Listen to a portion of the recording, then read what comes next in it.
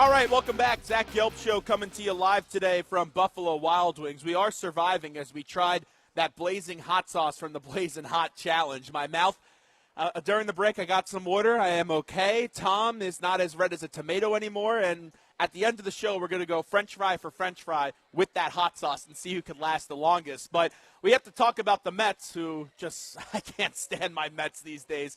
They're absolutely killing me. And Mets-Yankees tonight at the big ballpark in the Bronx. Mets trying to split the Subway Series. First two were at Citi Field, and now the last two as the Mets lose last night at Yankee Stadium in the Bronx. And now joining us, he's the co-host of the Joe and Evan Show on 101.9 WFAN, and that is Evan Roberts. Evan, how are you?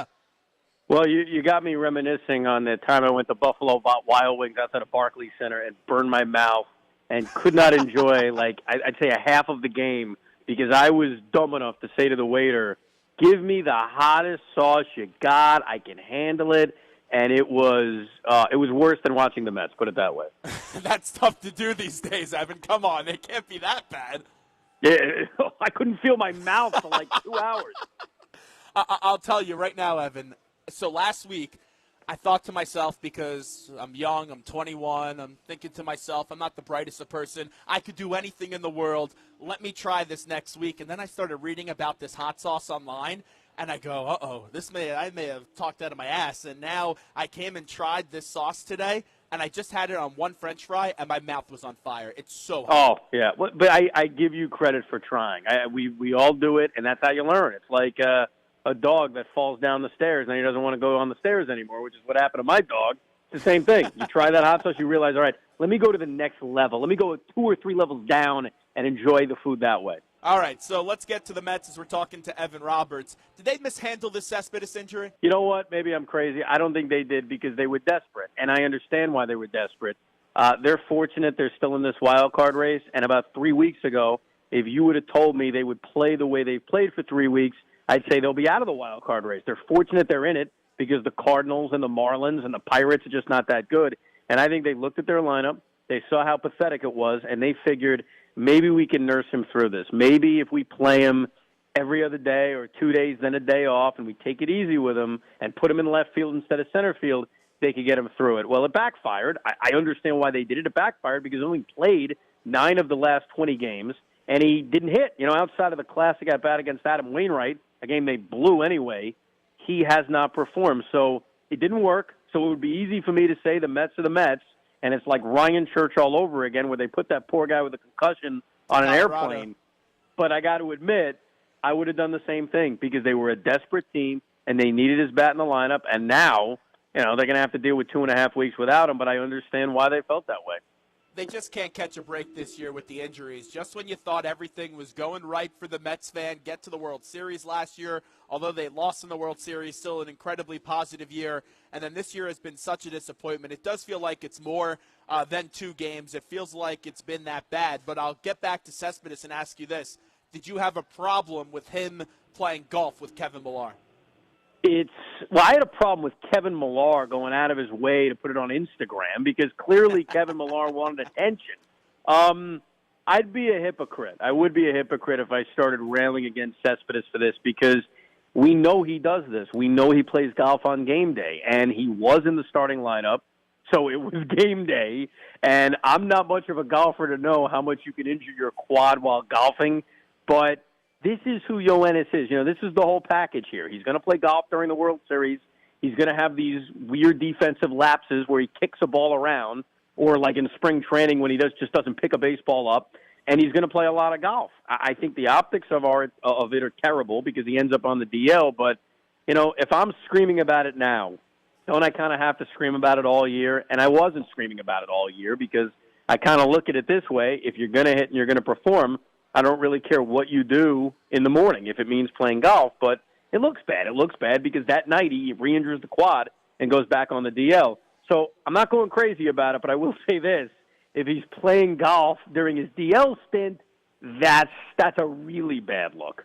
But if he's playing golf when he's injured, shouldn't he be able to play center field then? Like, it's just something to me when I evaluate this thing. I'm fine if you want to enjoy your time and play golf in the morning before you play a game, but you have to be healthy. You're right. It's not a good look, and it's something that you have an injury, now you're on the DL. You shouldn't be playing golf if you're hurt and not 110% healtly, in my opinion. You're not wrong. It's just that this comes with the package. Like, we kind of know right. about it. We knew about it. So, if I got angry and started screaming about it, it would be disingenuous because I know this is his deal. There's no question it looks bad. I mean, there's no doubt. And I understand you're going to take more heat from a lot of Met fans because of it. So it doesn't look good, but this is a part of the Yoenis package. And you know what? This is going to be something they're going to have to think about and consider when he opts out, which he probably will, and the Mets have to decide if they want to bring him back on a long-term contract. It's part of the deal with Yoenis Cespedes. Evan Roberts here with us. I want to throw this hypothetical question out to you. If the Mets don't make the postseason this year, is Terry Collins the manager next year? Probably not, but I'm going to admit this, all right? Desperate times call for desperate measures. And about 5 days ago, we got callers to our show saying, get rid of Terry, get rid of Terry. And I would give the rational answer of, hey, it's not his fault. They have a lot of injuries. They're not hitting with runners in scoring position. I have pulled and you use the candidate you want to use, the John Kerry, the Mitt Romney, even the Donald Trump. I have flip-flopped, okay? I'm ready to make a move. I am, because you know what? Desperate times call for desperate measures. It could spark the team. You know, like when they fired Willie in 2008, while they didn't make the playoffs, they played a lot better under Jerry Manuel, and no one is going to confuse Jerry Manuel with Connie Mack, okay? So I'm at the point right now, and I get it. 5 days ago, I had a different opinion. You know what? Things change in life. If they fire Terry Collins, I'd be all for it. And it's nothing against him. I'm not even saying it's his fault. It's not. It's not even a fair thing. But in baseball, and we have countless examples of it, sometimes firing a manager wakes up a comatose team, and that's what this team is right now. So if Sandy wants to make the move now, I'm here for him. I'll chauffeur Terry Collins to the airport. I'll do it. I think he could afford to get a taxi ride or a cab ride or some kind of I was just trying to be nice. I was just trying to be nice.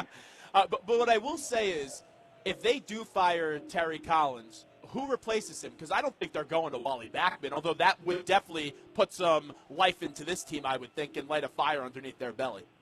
They're not going to go to Wally Backman. I think Sandy Alderson doesn't like Wally Backman. I don't think he wants him to be the manager. I think if they did it now, if they did it internal, it would be internal. It would either be the bench coach, Dick Scott, it would be Timmy Tuffle, something like that. If they did it at the end of the year, which is probably the more realistic scenario if this is a failed year where they don't make the playoffs, I think maybe they cast a wider net, but it's not going to be a big name. It's not going to be – they're not bringing Bobby Valentine back, put it that way.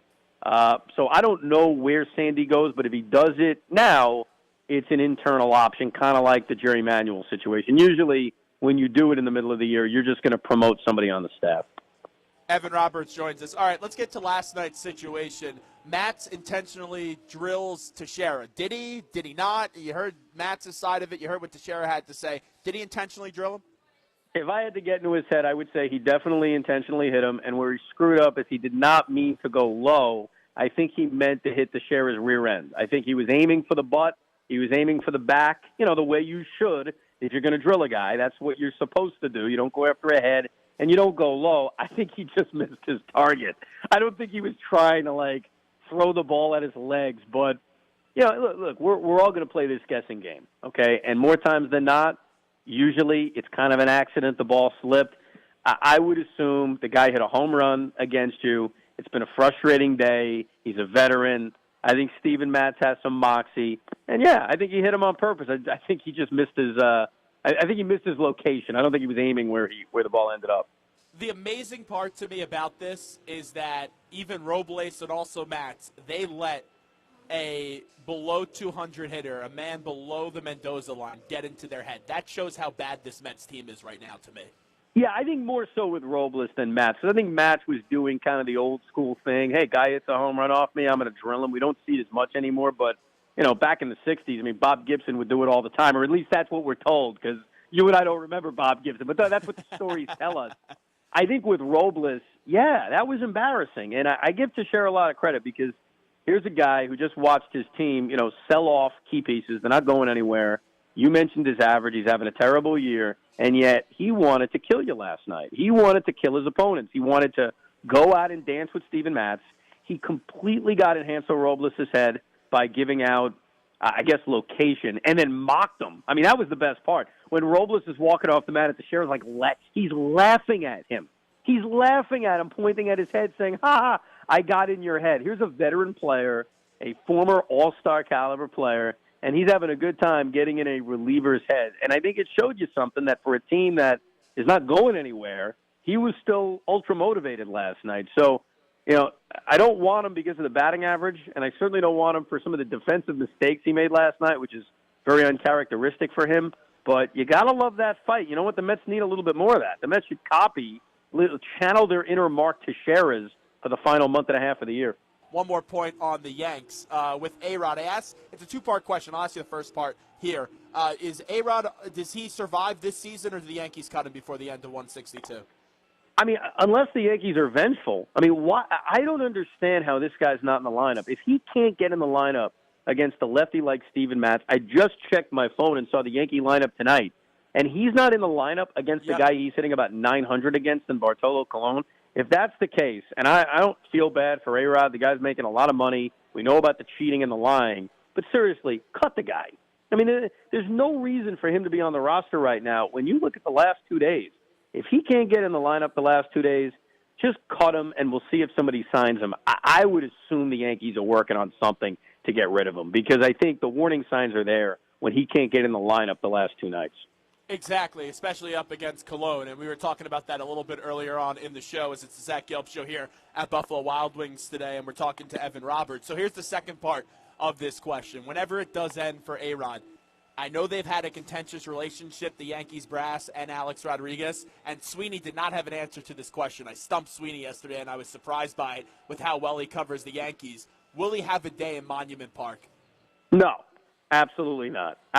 There's no indications.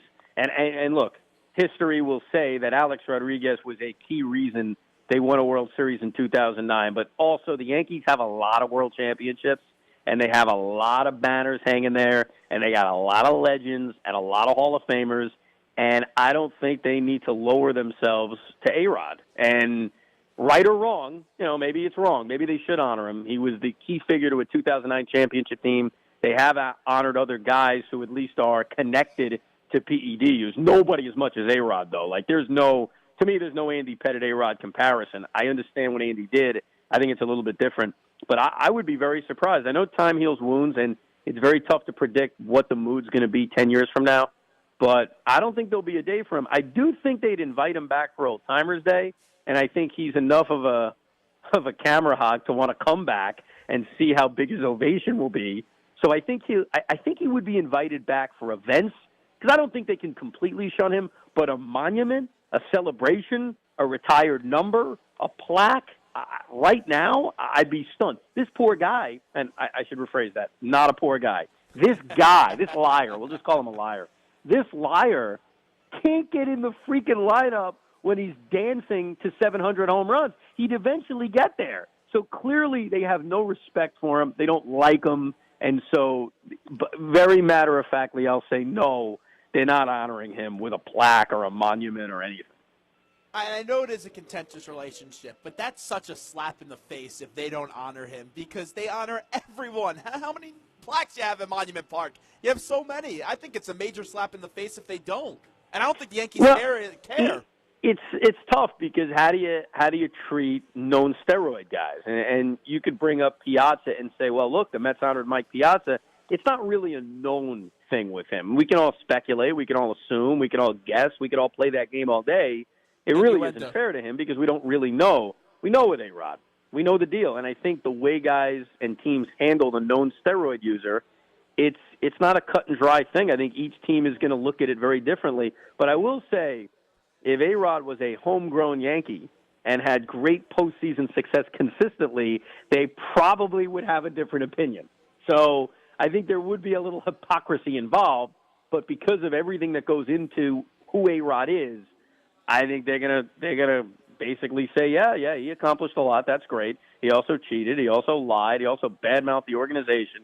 He also accused everybody of a conspiracy, which is ridiculous. So I think that's how they rationalize not doing anything to honor him.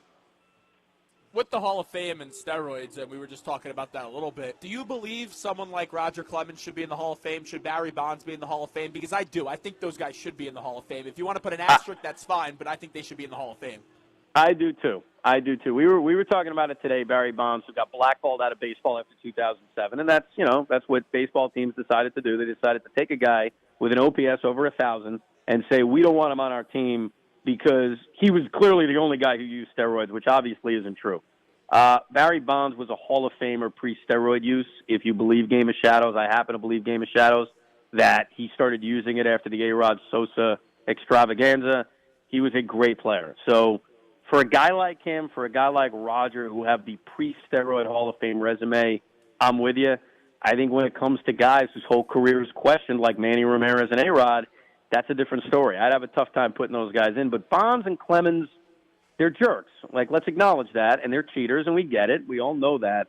But I think their resume pre-steroid use, to me, and we're clearly in the minority because these guys are struggling to get votes, I'd put them in.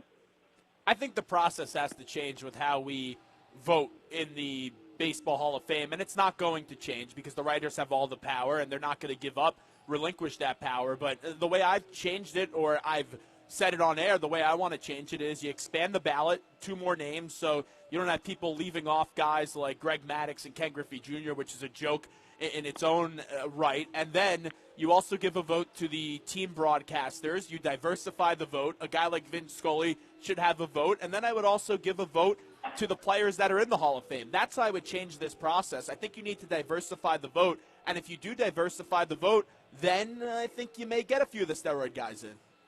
I like the idea. I don't think at the end it's going to get Bonds or Clemens in. I think they're too far away. And I think, like, even if you added 2 slots, there's a lot of writers who are just going to say, I'm not voting for him. I mean, there's no minimum requirement. You can leave a ballot blank. So I think you're still going to have the writers saying no. You know what bothers me about it? Look, we get it with Bonds and Clemens. I think that some writers are penalizing them, not squarely for being cheaters, but for being jerks. And that's, look, Ty Cobb's in the Hall of Fame. Okay, I mean, Ty Cobb's in the Hall of Fame. He's the biggest jerk of all. I mean, come on. So you want to? I get penalizing. I do respect the opinion of, you know what, you're tainted at all, you're out. Like, I'm not going to vote for it. I understand it. I disagree with it, but I totally get it. I understand it. I don't like penalizing guys because they weren't nice to the media. Albert Bell was off the ballot in 5 minutes. Someone's got to give me a reason. There's been no steroid connection to Albert Bell. He had, I would say, and I don't have the numbers in front of me, I'm guessing again, 7 or 8 dominant Hall of Fame seasons. But you know what? Albert Bell was surly to the media. He was a jerk. That's why he's not in the Hall of Fame. So, yeah, the steroids is a big deal with Bonds and Clemens. I'm not going to be naive and say it's not. But a lot of it is, Barry never talked to me. Barry was a jerk. Well, you know what? I don't care if Barry Bonds didn't talk to you as a beat writer. It stinks that he didn't, because that's not good for the fans. They want to hear from their star players. But come on, really? The guy's a jerk. I'm not putting him in. Give me steroids? Okay. Don't give me he's a jerk. And when I look at Albert Bell being off the ballot, Albert Bell, you want to tell me he's not a Hall of Famer? Fine. How is he off the ballot? How is Albert Bell not at least getting close to being in the Hall of Fame? Look at his numbers. But people didn't like him. And there's no steroid connection to Albert Bell that I've ever heard, other than just he's big and strong, so I'm going to stereotype, which is not exactly the fairest way to do it. So, a lot of it is personal vendettas, and it's ridiculous. I'm looking at Albert Bell's numbers right now. I'll give you the home run totals real quickly. 28, 34, 38, 36, 50, 48, 30, 49, 37, and 23 in his last year in his career. You have a point there, Evan. Yeah, he doesn't have the longevity, which is fine. But you know what? Sandy Koufax didn't have longevity. I mean, we don't necessarily keep guys out because they didn't do it for 15 years and compile numbers on pure dominance. I mean, look, you just read it. The guy was a dominant slugger for a pretty decent amount of time. So real quickly before we let you run, give me a thought on the Jets and the Giants. What are your expectations for them this year? Well, I think what helps the Giants is the division is mediocre. I mean, the Cowboys are getting guys suspended every 5 seconds. I mean, they're going to end up starting me on defense with the suspensions they're dealing with. The injury to Kellen Moore, I mean, come on, we're not going to get crazy. If Tony Romo gets hurt, they're screwed anyway. The Eagles are a huge question. The Redskins are okay. Can they win that division again? I doubt it, though I love the Josh Norman move. So I think what helps the Giants is that the division is not that good. They obviously their defense has to be better because it can't be worse. And they did go out and spend a boatload of money. So you know that pass rush is certainly going to be a lot better than it was last year. And they got the quarterback. I mean, they got a quarterback who is going to be healthy. At least that's what the track record said. So I feel good about them potentially competing and winning this division. As far as the Jets are concerned, I mean, they're a win-now team. Getting Fitzpatrick in there is monumental. The idea they could actually start this season with Geno Smith was a depressing thought. The biggest issue is that I don't care that Tom Brady is missing 4 games. I don't care. They're probably going to win 3 of those games. Even if they win 2 of those games, the Patriots are winning at minimum 12 games. Okay, that's happening. You know that. You definitely know that. I know that. The world knows that. So right out of the gate, the Jets are competing for a wild card spot. And if Fitzpatrick can have the year he had last year, especially Leonard Williams develops in his second year, the pass rush could be tremendous. I think the Jets have a chance to be in a similar position to where they were last year, but their schedule is brutal. And they had a very easy schedule last year. So because of that, I think winning 10 is going to be tough, but can they get to 8 or 9? Sure. The question is, what's that magic number to get in? I mean, it's depressing when 10 isn't the magic number, which was obviously not the case last year. So, it's just, look, here's the problem. You're going to love this. You're going to, want to drink my tears. I'm in the AFC East as a Jet fan. Okay, they're not winning the division. And I don't care what some, psycho Dolphin fan thinks or what some Rex Ryan loving Bill fan thinks. They are not winning the division. My team is not winning the division. Tom Brady and the Patriots are winning the division until some kind of implosion we do not see coming comes. By the way, it's great to tie the cheating of steroids to the cheating of the Patriots altogether. I needed to throw that in there. That's fine. You got me when you were already complaining about how your team wasn't going to win the AFC East. How about we go to the Pats-Jet game together? Because that was great on the air, but I would like to see you suffer in person. Well, I mean, I could set up a video camera and you can watch me watch any Jets or Patriots game, and there you go. You'll be all set. I mean, because that's basically the way it goes. But, God. You know what? I'm just excited for football. I love fall. That's my favorite season. The last thing I'll say before we let you run, and I don't think Brady's 110% innocent in Deflategate, but I think it's absurd that he's missing a quarter of the season. How about you? If I was the commissioner, I would have definitely hand down something. I agree with you. I think 4 is probably too much. I think that I understand why he doesn't want to turn over his cell phone. Okay, I'm going to defend him on that, though it did make him look guilty. If I was the commissioner, I want to send a message that even if what you think is minor, I probably would have just given him a game, to be honest with you. So I will, look, here's our meeting in the middle. Here is our, this is our negotiation. The suspension is too much.